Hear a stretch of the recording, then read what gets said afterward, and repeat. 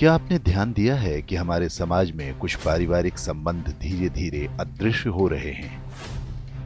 पहले हर बच्चे के माता पिता के अलावा चाचा, ताऊ, बुआ, मामा, मौसी जैसे ढेरों रिश्तेदार हुआ करते थे, लेकिन अब ये सभी मानो विलुप्त प्रजाति होते जा रहे हैं।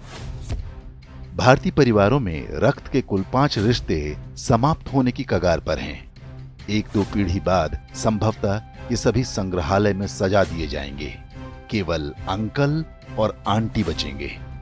इसे इस तरह समझा जा सकता है, यदि किसी दंपत्ति के 2 पुत्र और 2 पुत्री हैं, तो उनके सभी 5 रिश्ते यानी ताऊ, चाचा, बुआ, मामा और मौसी होंगे। यदि 2 पुत्र हैं लेकिन पुत्री एक ही है, तो उनकी जो संतानें होंगी उनकी कोई मौसी नहीं होंगी। माँ के बाद बच्चों की कोई सबसे सगी महिला होती हैं तो वो मौसी ही होती हैं। यदि किसी के 1 पुत्र और 2 पुत्री हैं तो चाचा और ताऊ के रिश्ते नहीं होंगे।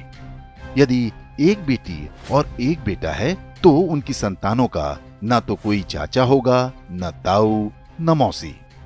यदि 1 बेटा या 1 बेटी होती है तो वो पूरी तरह से अकेला होगा। माता पिता के बाद उसका कोई रक्त संबंधी नहीं होगा।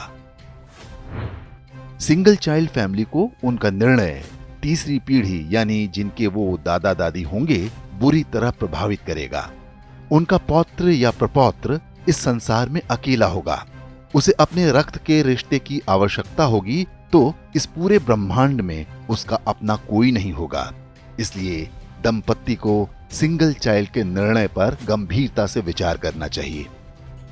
ये न केवल हमारे बच्चों को एकाकी जीवन जीने को विवश करेगा, बल्कि हमारी हिंदू परिवार व्यवस्था को भी नष्ट कर देगा। पश्चिमी देशों में सिंगल चाइल्ड पॉलिसी भारत से पहले आरंभ हो गई थी। वहां पर इसके भयावह परिणाम सामने आने लगे हैं। ब्रिटिश विद्वान डेविड सेलबॉर्न ने एक पुस्तक लिखी है जिसका नाम है द लूजिंग बैटल विद इस्लाम। इसमें बताया गया है कि पश्चिमी समाज पर इस्लाम का अधिकार होता जा रहा है और इसका सबसे बड़ा कारण एक शक्तिशाली परिवार व्यवस्था का अभाव है।